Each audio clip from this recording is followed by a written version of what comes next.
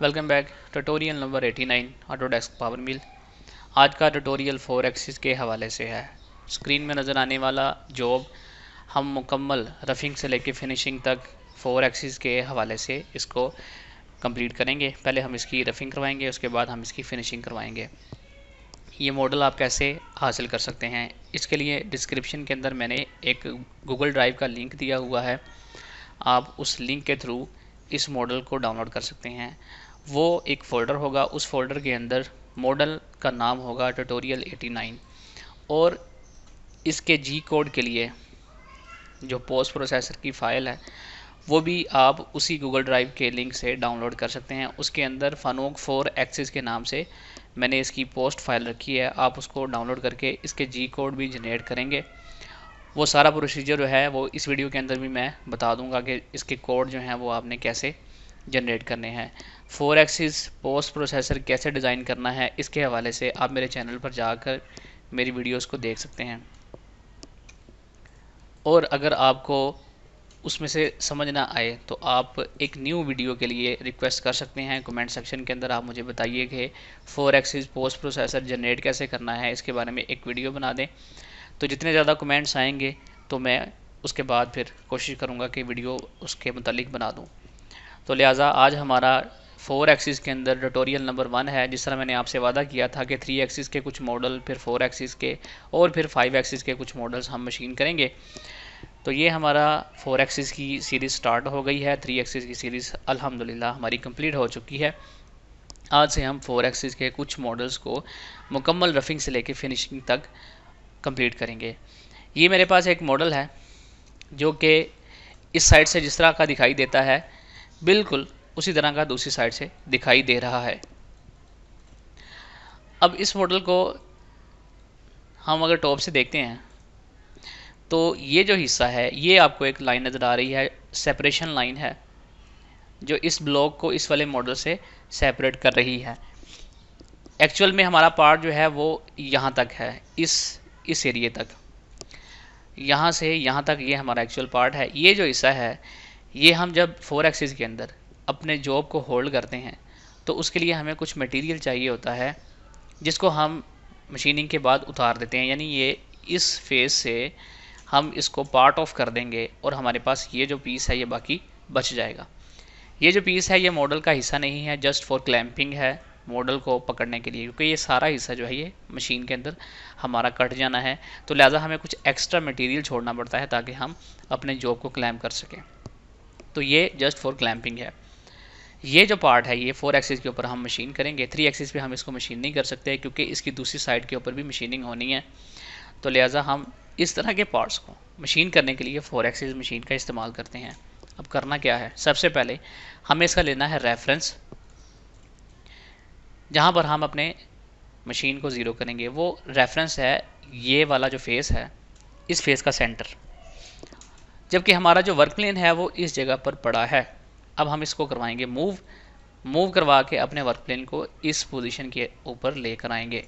उसके लिए हमें क्या करना है ये मैं आपको बारहा बता चुका हूँ। प्रॉपर्टीज़ के अंदर आएंगे, हमने एक्स को मूव करवाना है 235 मिलीमीटर, तो इसको हम करेंगे कॉपी। मॉडल के अंदर आकर मूव की ऑप्शन को सिलेक्ट करेंगे और एक्स के ऊपर क्लिक करके सिलेक्ट कर लेंगे और यहाँ पर हम 235 को पेस्ट करेंगे और माइनस का जो हमारे पास साइन है उसको हम रिमूव करके ओके करेंगे। तो अब आप ये देखें कि हमारा वर्क प्लेन हमारी उसी जगह पर आ गया है जहाँ पर हम चाह रहे थे। तो ये हमारा वो पॉइंट है जहाँ पर हम अपने जॉब को ज़ीरो करेंगे। अब हम करेंगे इसका ब्लॉक कैलकुलेट। ब्लॉक के अंदर आएंगे, कैलकुलेट करेंगे। इस तरह का हमारा एक रॉ मटेरियल होगा जिसको हम मशीन के अंदर पकड़ेंगे और उस रॉ मटेरियल की जो सेंटर पॉइंट है वो हमारा रेफरेंस होगा। यानी हम अपने जी को इस टॉप के ऊपर टच करवाएंगे और इसका हाफ तकरीबन हमारे पास ये बनता है 20 मिलीमीटर। 20 मिलीमीटर हम नीचे लाकर अपने जी को ज़ीरो कर देंगे। तो ये जनाब होगी आपकी जॉब की और मशीन की सेटिंग। अब हमें हमारा ब्लॉक जो है वो इस एरिया के अंदर भी है।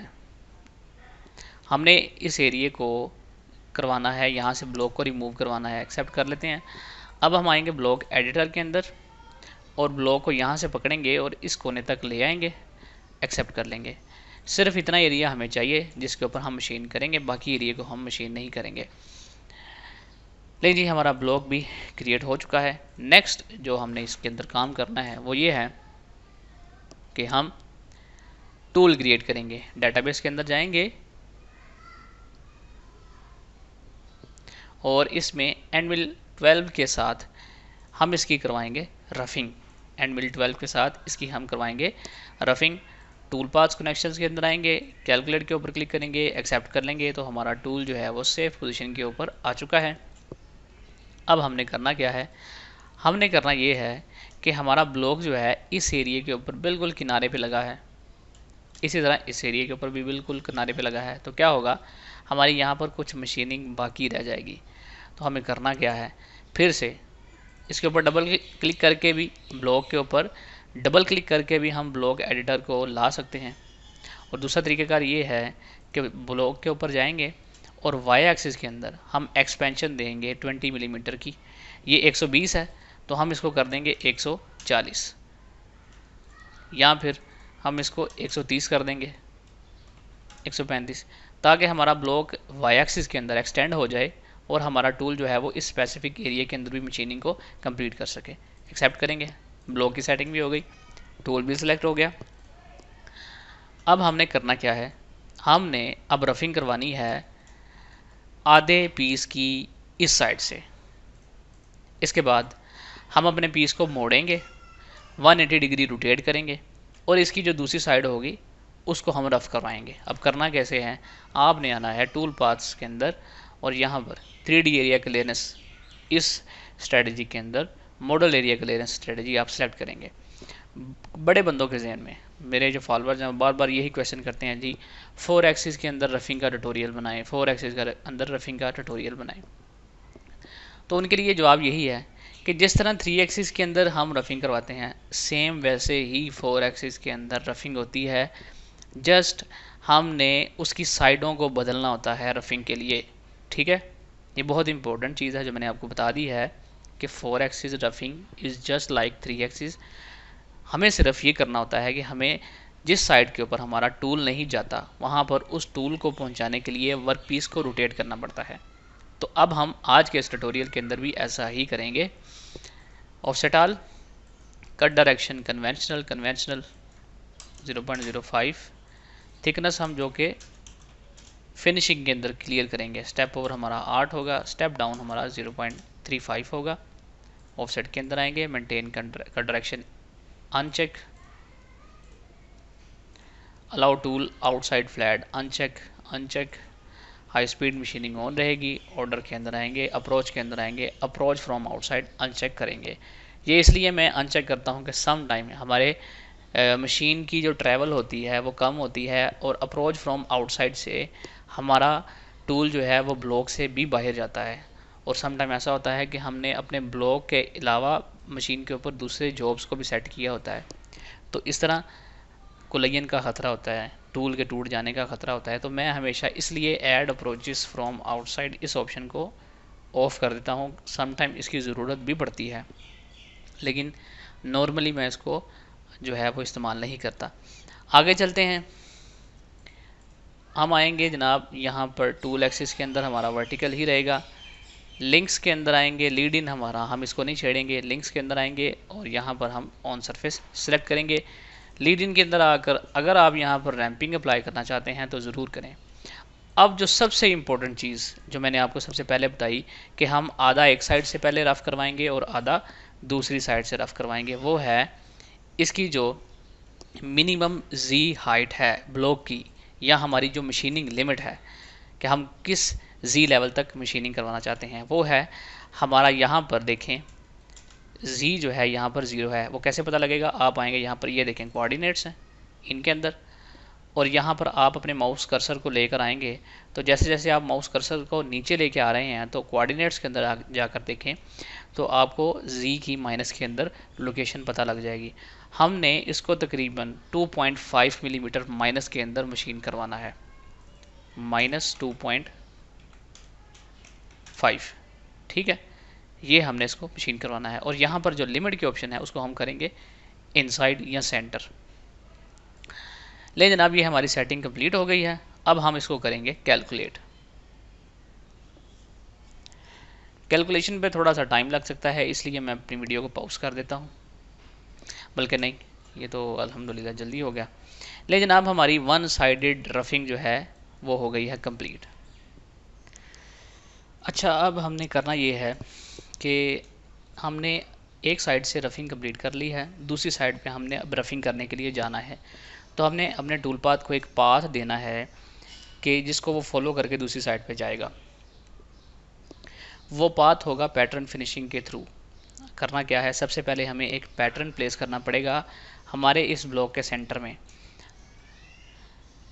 अब हमने होम के अंदर आना है, ब्लॉक के अंदर देख लेना है कि हमारा जो एक्स एक्सिस है वो कितना है, या एक्स एक्सिस के अंदर ब्लॉक कितना है, वो है 200 मिलीमीटर। इसका हाफ जो होगा उस पे हम एक पैटर्न क्रिएट करेंगे सर्कल का, और उसको हम यूज़ करेंगे अपने टूल को दूसरी तरफ शिफ्ट करने के लिए। पैटर्न्स के अंदर आएंगे, कर्व एडिटर की ऑप्शन को सिलेक्ट करेंगे और सर्कल को सिलेक्ट करेंगे। तो हमारे पास रेडियस 80 मिलीमीटर का एक सर्कल सेलेक्ट हुआ है, जिसको हमने प्लेस करना है एक्स एक्सिस के अंदर 100 millimetre from origin, offset from origin. उसके लिए हमने आना है, हमारे पास ये जो कोऑर्डिनेट इनपुट पैनल है इसके अंदर हमने 100 स्पेस 0 स्पेस 0 लिख के एंटर कर देना है। तो ये देखें, हमारा सर्कल जो है वो हमारे ब्लॉक के सेंटर में प्लेस हो चुका है। अब हमने इसको सेमी सर्कल के अंदर कन्वर्ट करना है। उसके लिए हमने चूज़ करनी है लिमिट टू पॉइंट की ऑप्शन, और हमारे सर्कल के ऊपर हमने क्लिक करना है, और जहाँ से हम इसकी स्टार्ट करना चाहते हैं लिमिट, वहाँ से हम इसको सिलेक्ट करेंगे और जहाँ तक लेकर जाना है वहाँ पर ले जाएंगे। और इसको 180 डिग्री तकरीबन इसका स्पैन एंगल बनता है।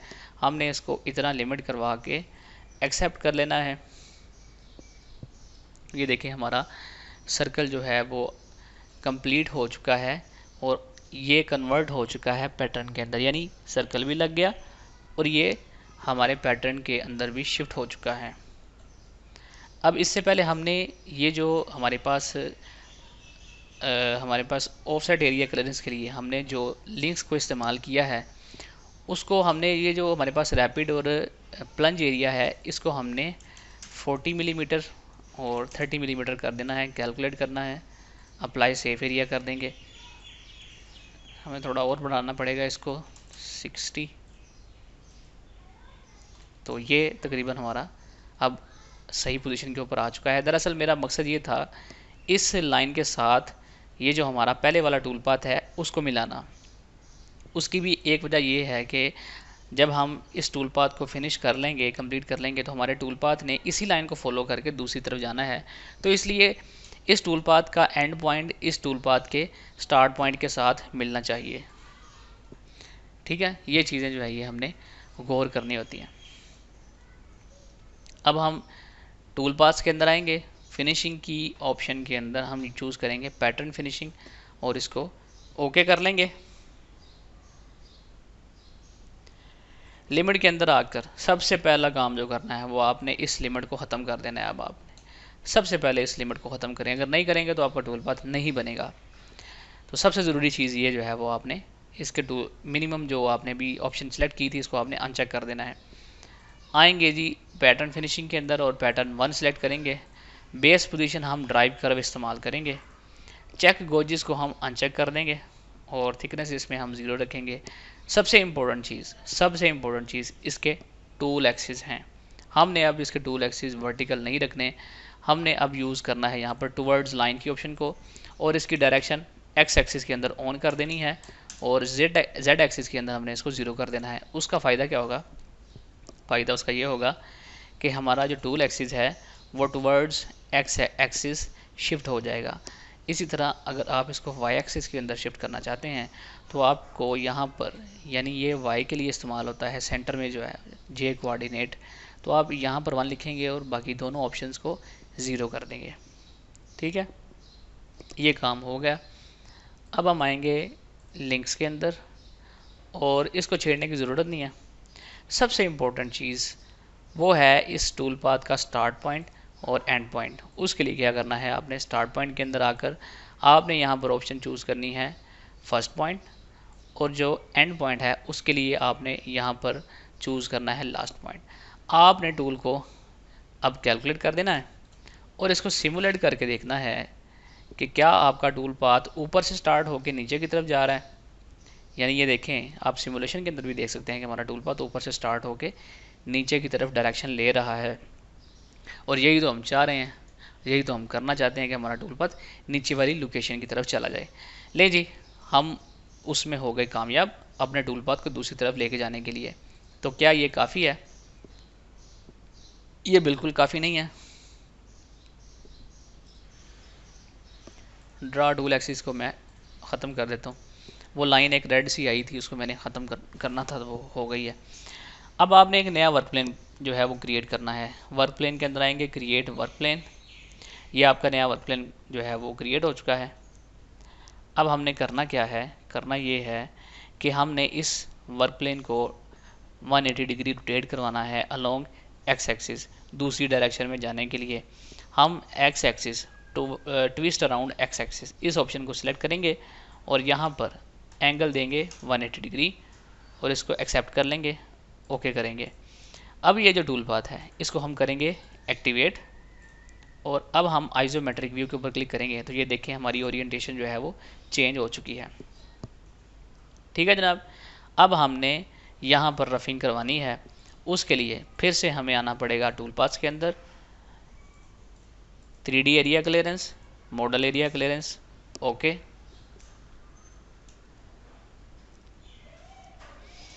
यहाँ पर हमने टूल जो है वो हमने सेलेक्ट कर लिया है। लिमिट के अंदर आएंगे, फिर से वही प्रैक्टिस, मिनिमम हम 2.5 रखेंगे, -2.5 रखेंगे। ठीक है, ये आपने लाजमी करना है। अब आएंगे मॉडल एरिया क्लियरेंस, सारी की सारी ऑप्शन एज इट इज़ रहेंगी। ऑफसेट के अंदर आएंगे, मेंटेन कट डायरेक्शन अनचेक करेंगे, और इसमें अप्रोच फ्रॉम आउटसाइड इसको भी आप ख़त्म कर देंगे। आएंगे हम लिंक्स के अंदर और यहाँ पर हम ऑन सरफेस लीड इन को हम नहीं छेड़ेंगे, और हमारा जो स्टार्ट पॉइंट है वो होगा ब्लॉक सेंटर सेफ। इसी तरह एंड पॉइंट जो है वो होगा ब्लॉक सेंटर सेफ। ठीक है जी, टूल एक्सिस के अंदर आकर देखेंगे और यहाँ पर हम ऑप्शन करेंगे वर्टिकल। हमने सिर्फ और सिर्फ टूल को शिफ्ट करने के लिए टूल एक्सिस को चेंज किया था। अब हम आ गए हैं इसी जगह पर जहाँ पर हमें 3 एक्सिस की मदद से रफिंग करवानी है। इसको कैलकुलेट करेंगे, सॉरी सेटिंग के अंदर आएंगे और हम इसको कैलकुलेट करेंगे। कैलकुलेशन इसकी स्टार्ट हो चुकी है, थोड़ा सा टाइम लेगा और इसकी कैलकुलेशन जो है ये कंप्लीट हो जाएगी। लेकिन जनाब, आपकी जो रफिंग है वो वन साइड, पहले इस साइड से आपने टूल को शिफ्ट किया दूसरी तरफ, और उसके बाद आपकी दूसरी साइड जो है वो भी रफ़ हो चुकी है। यानी आपकी रफिंग जो है वो कंप्लीट हो चुकी है। अब आपने करवाना है इसको फिनिश करवाने के लिए यही प्रोसीजर होगा। आपने करना क्या है, आपने एक नया टूल क्रिएट करना है जिसकी मदद से आप इसको फिनिश करवाएंगे। वो मैंने यूज़ करना है बोलनोज 8 का क्रिएट टूल, क्लोज।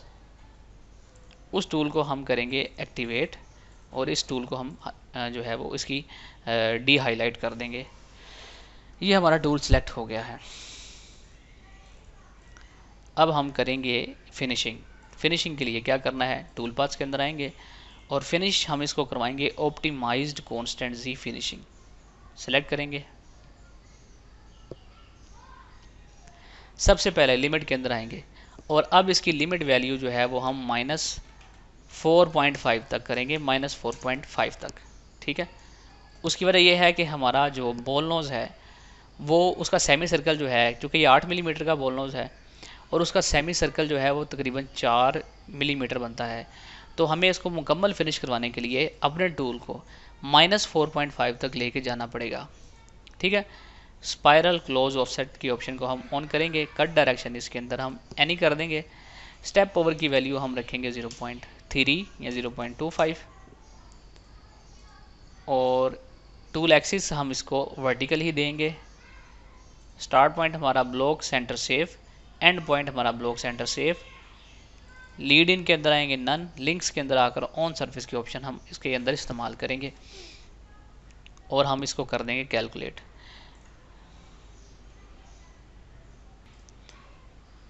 ले जनाब, ये हमारी कैलकुलेशन कंप्लीट हो गई है और हमारा टूल जो है सॉरी हमारी जो फिनिशिंग है वो वन साइड से कंप्लीट हो चुकी है। अब आप ये देख रहे हैं कुछ एक्स्ट्रा लाइंस आपको यहाँ पर नज़र आ रही हैं, इनको हम करेंगे डिलीट। डिलीट करने के लिए आप इन लाइंस को सिलेक्ट करेंगे और शिफ्ट को दबा के रखेंगे।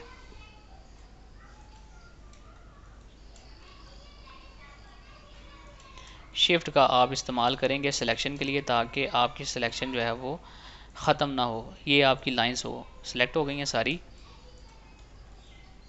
अब हमने इसके ऊपर राइट क्लिक करना है, एडिट, डिलीट सिलेक्टेड कंपोनेंट्स। तो ये आपकी finishing from one side complete हो चुकी है। अब हमने दूसरी तरफ फिनिशिंग करवानी है, उसके लिए हमें अपने टूल को पहले शिफ्ट करना पड़ेगा दूसरी तरफ। दूसरी तरफ शिफ्ट करने का तरीक़ेकार आप बखूबी जानते हैं। फिनिशिंग के अंदर आकर पैटर्न फिनिशिंग के हम सेलेक्ट करेंगे, ओके करेंगे और पैटर्न 1 को हम सेलेक्ट करके उसके बाद टूल एक्सिस के अंदर हम टूवर्ड्स लाइन की ऑप्शन को सिलेक्ट करने के बाद डायरेक्शन हम एक्स एक्सिस करेंगे। स्टार्ट पॉइंट हम रखेंगे फर्स्ट पॉइंट और एंड पॉइंट हम रखेंगे लास्ट पॉइंट। टूल पाथ को हम कराएंगे कैलकुलेट।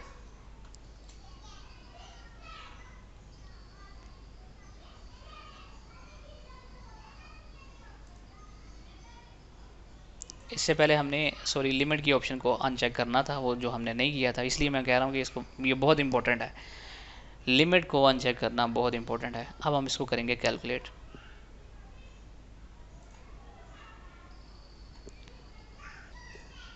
हमें यहाँ पर बेस पोजीशन ड्रॉप कर्व इस्तेमाल करनी थी और इसलिए मसला आ रहा था।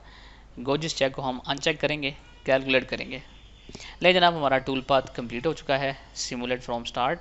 और हम इसकी सिमुलेशन देख लेते हैं कि ये इस साइड से इस साइड की तरफ जा रहा है, कोई मसला नहीं है इसके अंदर।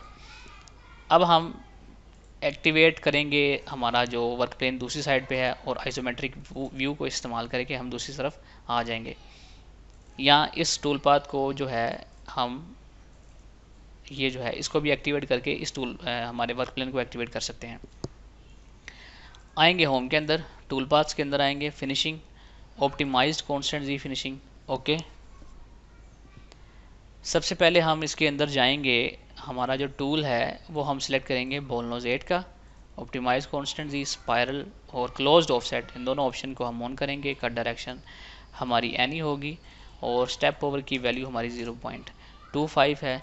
टूल एक्सिस हम रखेंगे इसमें वर्टिकल और लिंक्स ऑन सरफेस होंगे। स्टार्ट पॉइंट और एंड पॉइंट हम इसके अंदर चेक कर लेंगे। अब आएंगे हम लिमिट के अंदर और यहाँ पर मिनिमम जो है इसको हम करेंगे -4.5, ये आपने लाजमी करना है। अब हम इसको करते हैं कैलकुलेट। ले जी, हमारा ऑप्टिमाइज कांस्टेंट जी फिनिशिंग की मदद से हमारी जो दूसरी साइड है वो भी फिनिश हो चुकी है। एक्स्ट्रा लाइंस हम करेंगे सिलेक्ट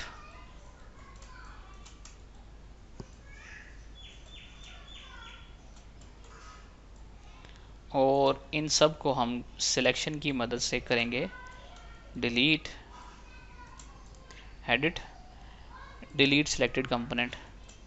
ये एक रह गया, इसको हम करते हैं एडिट और ये है डिलीट सिलेक्टेड कंपोनेंट। ले जनाब, हमारी दूसरी साइड से फिनिशिंग जो है ये भी कंप्लीट हो चुकी है।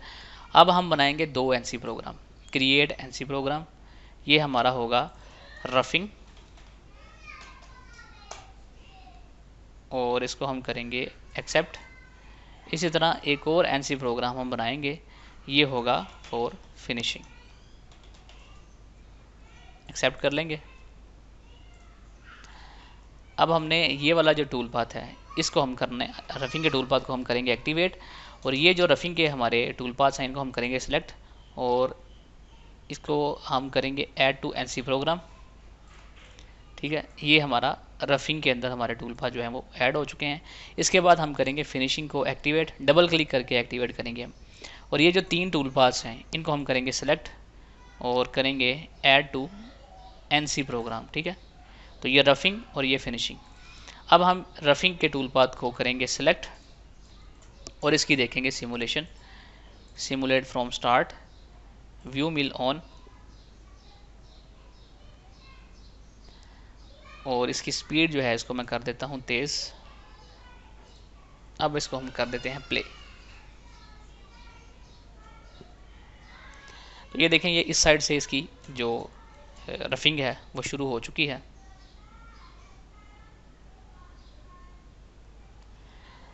थोड़ा सा टाइम टेकिंग है, मैं वीडियो को पॉज कर देता हूँ ताकि इसकी रफिंग कंप्लीट हो, तो कंप्लीशन के बाद जो इसकी शक्ल आएगी वो आप उसको देख लें। ये वन साइड से यानी वन साइडेड जो है रफिंग कंप्लीट हो गई है। अब ये रफिंग स्टार्ट है दूसरी साइड से, यानी हमारा टूल पाथ यहाँ से जो है वो रोटेट करके दूसरी साइड पे चला गया है। यहाँ हमारा वर्क पीस जो है वो 180 डिग्री रोटेट हो चुका है। तो अब ये दूसरी साइड से उसने रफिंग जो है वो स्टार्ट कर दिया।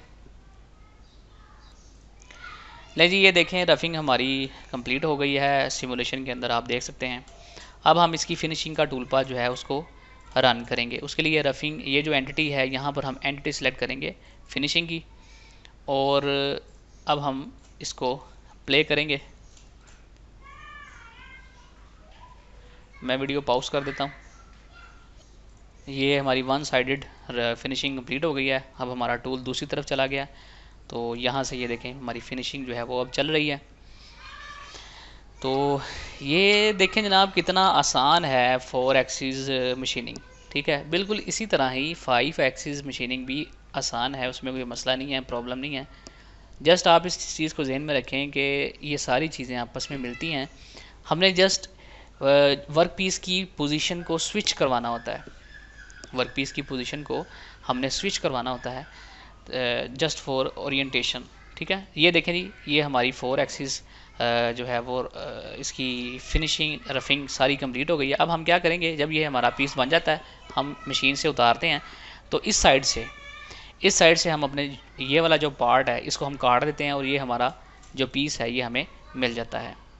अच्छा, अब बारी है इसकी एनसी प्रोग्राम की। क्या करना है, राइट क्लिक करेंगे, सेटिंग के अंदर आएंगे और ये जो मशीन आउटपुट ऑप्शन फाइल है इसको हम करेंगे ओपन। तो ये फानोक 4 एक्सिस ये फ़ाइल जो है ये आपको गूगल ड्राइव से मिल जाएगी, जो मैंने डिस्क्रिप्शन के अंदर लिंक दिया हुआ है, उसको आप यूज़ कर सकते हैं अपने 4 एक्सिस के लिए। इसको आप सेलेक्ट करेंगे और आउटपुट फाइल जो है वो मैं रख देता हूँ अपने मिल के अंदर। मैंने ये 4 डॉट टैब, पैसे तो ये ऑलरेडी पड़ी है, तो चलें रफिंग के नाम से मैं ये फ़ाइल यहाँ पर प्लेस कर देता हूँ। सेव करेंगे और इसको राइट कर देते हैं।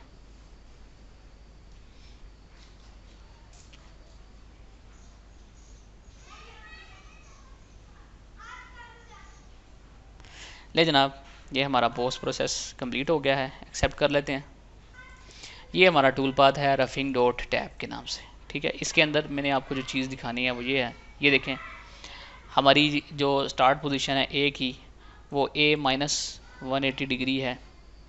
ठीक है, अब हम ए को सर्च करते हैं, हमें नीचे मिलेगा ए हमारा स्टार्ट पे है। सॉरी, हमें इसको डाउन करना पड़ेगा। ये देखें वो जो हमने टूल पाथ बनाया था उसके अंदर हमारा जो टूल है वो 170 डिग्री कम होते होते होते होते ये आ जाएगा 0 डिग्री के ऊपर। ये चीज़ जो है सबसे इम्पोर्टेंट, हमारी रोटेशन का जो प्रोग्राम है वो देखें ये जनरेट हो चुका है, यानी A-180 डिग्री से वो आ गया है A0 के ऊपर। ठीक है, तो ये इसकी ओरिएंटेशन है जो कि हमें चेंज करनी पड़ती है। A0 या A-180 डिग्री कुछ भी आ जाए, मशीन ने दरअसल अपने आप को 180 डिग्री रोटेट ही करवाना है ना, तो वो पहले -180 डिग्री हो जाएगी, बाद में A0 हो जाएगा। ठीक है, तो ये चीज़ें जो हैं ये काबिल गौर होती हैं इसमें देखने वाली। तो ये था हमारा आज का पहला 4 एक्सिस का प्रोग्राम, बहुत ही सिंपल था। थोड़ा सा वीडियो लंबी हो गई है लेकिन इसमें फ़ायदा जनाब आपका ही है। तो मैं उम्मीद करता हूँ आपको लेक्चर पसंद आया होगा। पसंद आया तो कमेंट में ज़रूर बताएं ताकि थोड़ी सी मोटिवेशन मिल जाए। और मुझे क्या चाहिए आपकी तरफ से, लाइक करें, कमेंट करें, शेयर करें। Thank you.